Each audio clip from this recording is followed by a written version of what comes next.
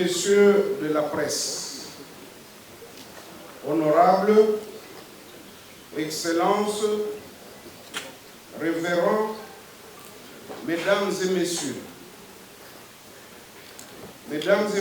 les présidents, membres de la conférence des présidents de l'AFDC et Ali, distingués invités, chers camarades élus, cadres et militants de l'AFDCA. Dans la vie, il faut éviter de parler quand ce n'est pas opportun, même quand on a pour fonction parlementaire ou est un instrument ultra sensible. Il faut savoir s'en servir avec doigté et circonspection. Ne dit-on pas en lingala que monoko ezali liziba yamala muto yamabe? La bouche, ou mieux la parole, est parfois source de bien ou de mal. Je voudrais d'ores et déjà vous rassurer que de ma bouche ne sortira que du bien, car je suis un homme de paix. Et ça, je vous l'avais. Bref, un bouclier contre les flèches et les torpilles humaines. Il y en a qui se demandent comment je survis dans un monde aussi hostile. Je leur réponds qu'il faut au contraire détester une vie facile, une vie sans risque, sans péril et sans compétition. Mais il faut prendre soin de ranger son testament et de l'actualiser au fil du temps. À cela s'ajoute mon secret personnel, Dieu, le travail, le patriotisme, l'amour du prochain et la générosité.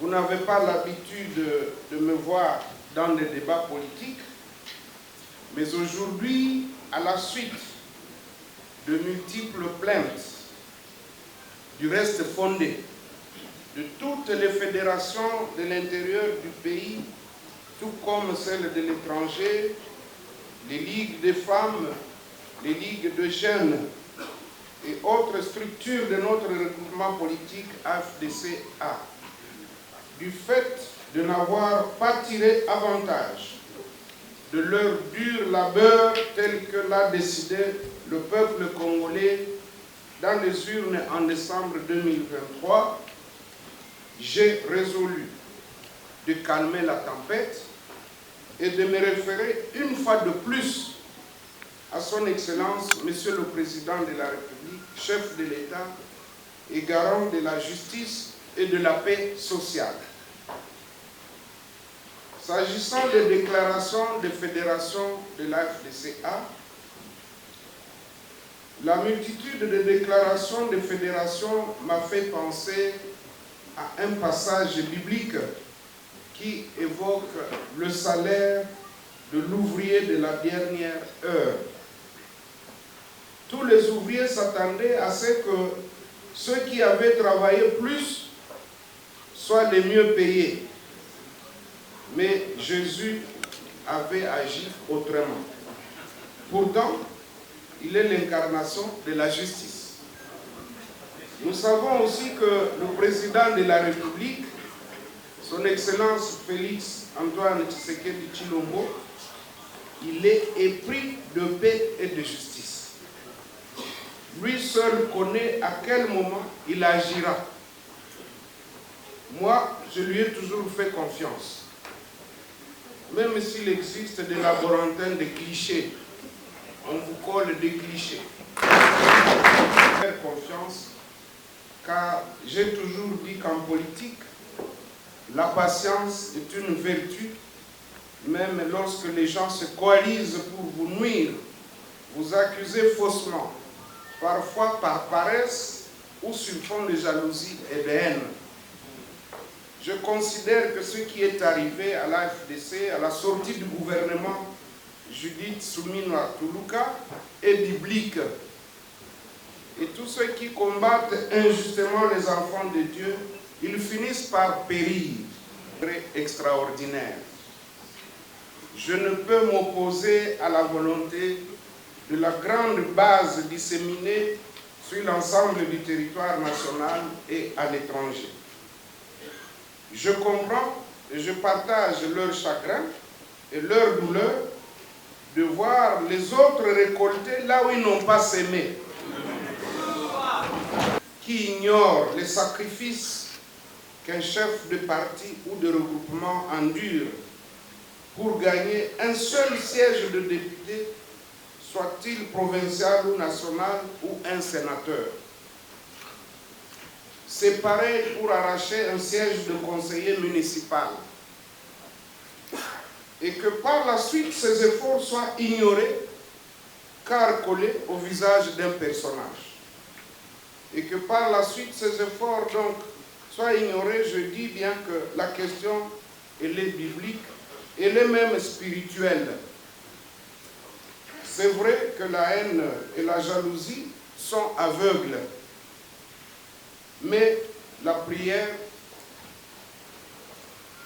par la prière, toute personne soucieuse de la cohésion au sein de l'union sacrée de la nation ne pourra fermer les yeux sur le poids politique de l'AFDCA qui aligne, après des rudes batailles électorales sur l'ensemble du pays, 13 sénateurs, 40 députés nationaux, 77 députés provinciaux et 94 conseillers communaux, sans compter les sièges perdus à la CENI.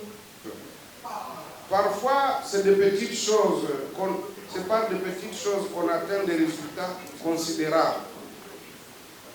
Par exemple, la création d'un site web. Et le nôtre, il est connu, c'est www.afdcrdc.cd.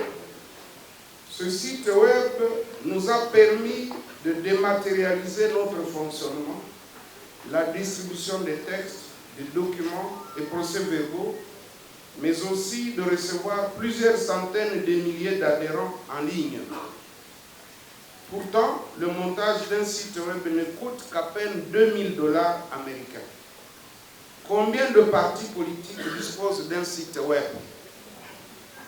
Par amour, nous leur partageons cette stratégie afin de tempérer la jalousie. D'ailleurs, laissons le chef de l'État lever librement les options qui vont nous conduire rapidement à la paix durable. Même au moment où nous nous trouvons en ces lieux à la Senko, il y a des innocents qui meurent. En leur mémoire et en mémoire de toutes les autres victimes de la barbarie humaine, à l'est, à l'ouest, au sud, au centre et partout en RDC, observons une minute de silence.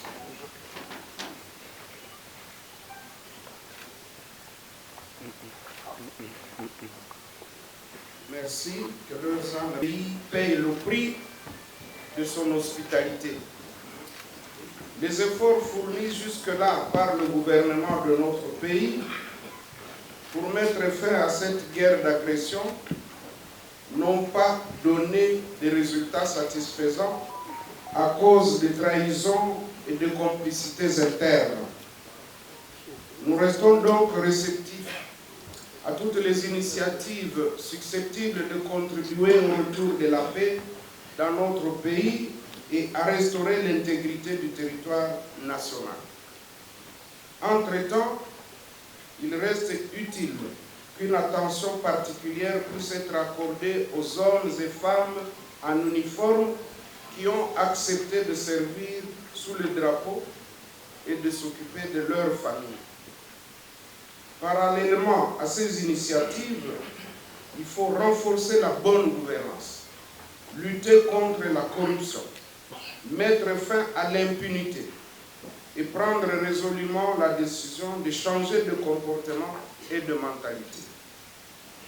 L'impunité demeure un grand fléau qui gangrène notre société et reste la cause essentielle de la plupart des problèmes qui nous assaillent aujourd'hui. L'assainissement des troupes en général et du rang des officiers en particulier serait l'une des premières mesures vers une armée républicaine et dissuasive. Pour terminer notre propos, nous renouvelons notre engagement à accompagner le chef de l'État, son Excellence Félix Antoine Tshisekedi Tshilombo, dans ses efforts de ramener la paix à l'est de la République et de remettre le pays sur la voie du développement.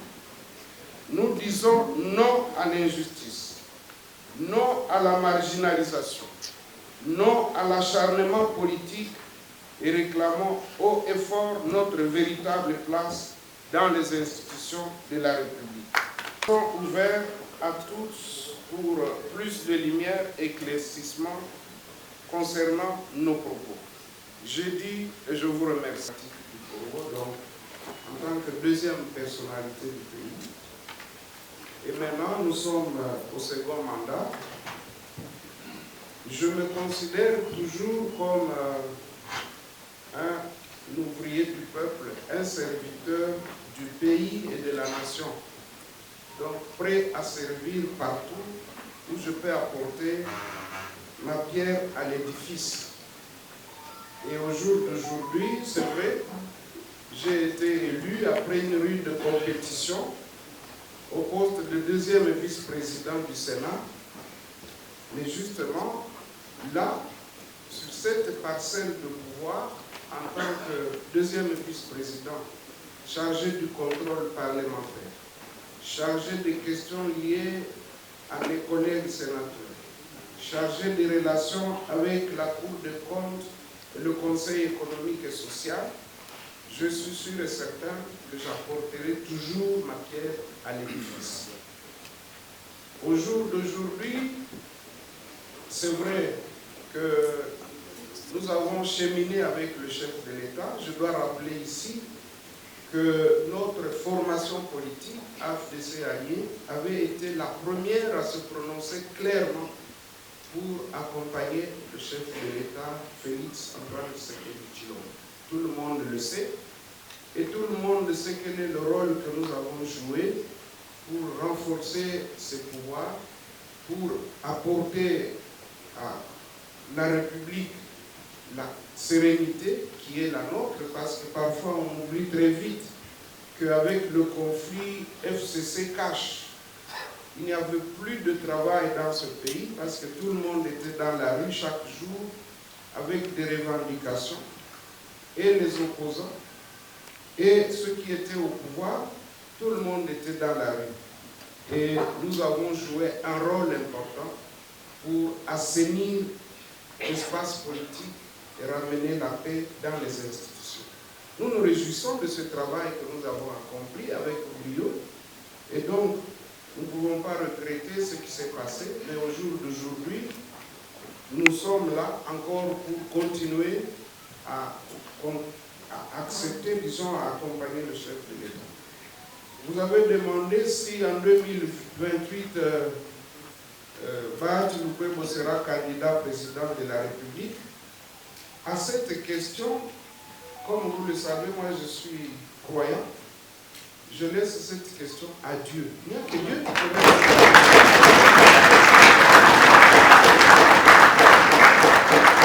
Demain mardi. Comment voulez-vous que je sache ce qui nous attend dans le cadre?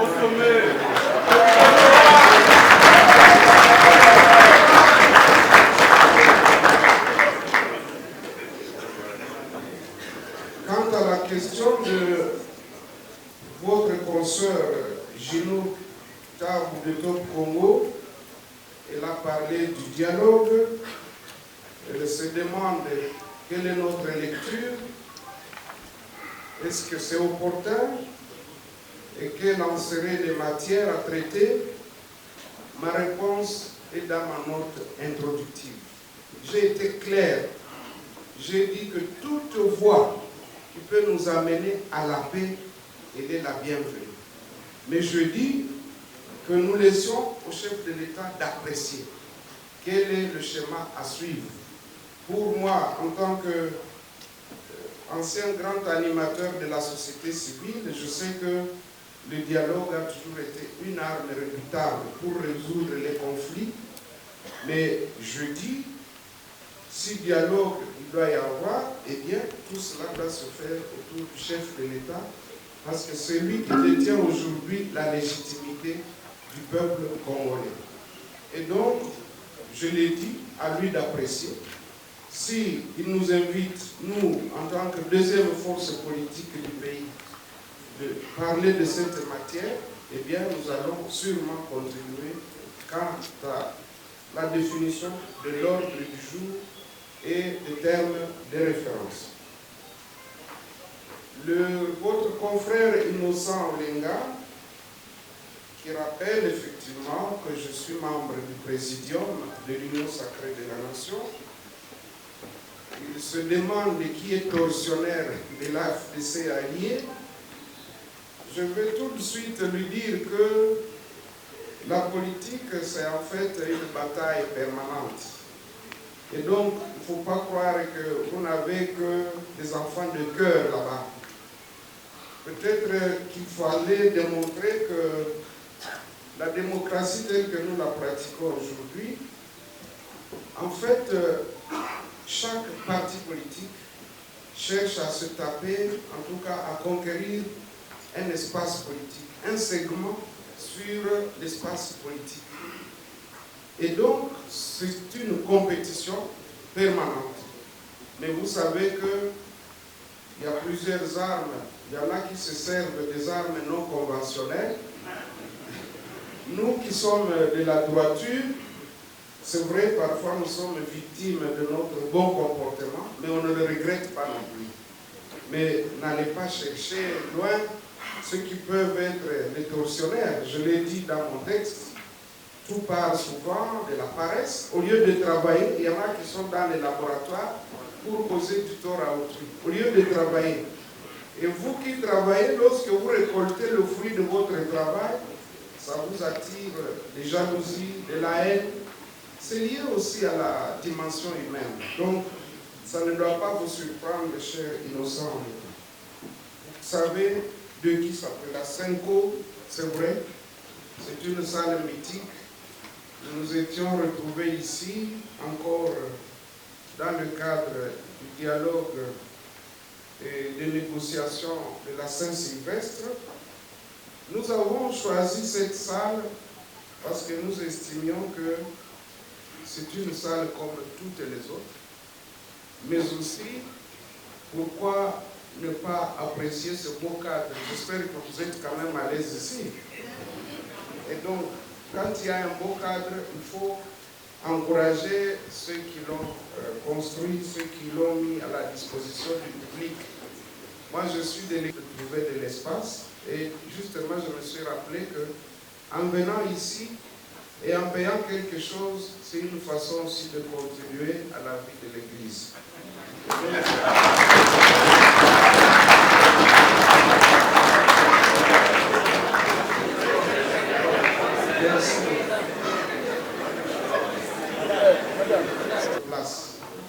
C'est vrai, il y en a qui ont suivi quelques images lors de mon récent passage, lors des vacances parlementaires au sud du Kivu. Ils ont vu la Cité de la Science, ils ont vu la Fondation Modeste Bahati Lukwebo avec un très grand hôpital que nous construisons, une grande université, une grande école technique professionnelle et des maisons, des cadres, maisons des professeurs et maisons des médecins. Mais je dois insister beaucoup plus sur l'école professionnelle parce que j'estimais que beaucoup de jeunes gens qui n'ont pas eu la chance d'aller à l'université, ils peuvent être utiles à la nation en leur apprenant des métiers, qui plombier, qui carreleur, qui électricien. Et nous avons donc pensé que c'est là une façon de contribuer à la lutte contre le chômage. Mais nos actions ne sont pas seulement au sud du Kivu. Ceux qui connaissent nos réalisations ici en PT, dans le territoire de Songolo, au Congo central. Ils savent que nous avons une grande activité agro-industrielle où nous produisons de la tomate, des oignons, de la chou, ainsi de suite. À Lukala, plus près ici, nous avons expérimenté pour la première fois la pomme de terre. Et ça donne très bien, parce que beaucoup de gens croyaient que la pomme de terre ne pouvait venir que de l'est du pays, du Kivu, ou par occasion un peu vers Mbazangou, parce que c'est sur la montagne. Mais à Lukala, nous sommes en train de produire la pomme de terre et que nous transformons en Mbazangou, en frites, que nous livrons dans les restaurants et dans certains internats. Et donc, nos activités ici à Kinshasa, si vous allez à Kinkode, vous allez voir que nous sommes en train d'expérimenter les serres agricoles. Les serres agricoles, ce sont des bâtisses qui nous permettent de produire en toute saison. Pour ceux qui parlent anglais, c'est le greenhouse. Et donc, nos activités, en tout cas, elles sont diversifiées. Ce que vous avez vu, ce n'est qu'une partie. Mais le message, c'est lequel? Le message, c'est de demander aussi aux autres qui peuvent nous emboîter le pas de faire autant. Parce que si chaque acteur politique pouvait faire quelque chose, que ce soit chez lui ou ailleurs sur l'ensemble du territoire national, eh bien, vous verrez que rapidement, l'économie va être entre les mains des nationaux. Nous avons des terres qui ne sont pas encore exploitées à Kassenga, au Katanga, et nous pensons que lorsque nous aurons eu des partenaires avec lesquels on peut les développer face à la demande de beaucoup de capitaux, là aussi nous allons contribuer à la lutte contre la sous-alimentation, mais également apporter un plus à la croissance économique. Et donc, les actions que nous menons, il faut les séparer. Il y a celles qui sont caritatives, comme celles que vous avez vues, parce que ce que nous construisons, c'est pour la population, ce n'est pas pour gagner de l'argent. Que ce soit l'hôpital, que ce soit l'école professionnelle ou l'université, nous, notre rôle, c'est d'investir, de construire. Après, nous allons voir à qui nous allons confier la gestion, si ce sera aux religieux, si ce sera aux ONG ou autres organisations sociales sérieuses, parce que notre souci, c'est qu'on atteigne l'objectif. Et donc, ces actions-là, elles doivent être considérées comme pédagogiques. Nous invitons les uns et les autres aussi à nous envoyer.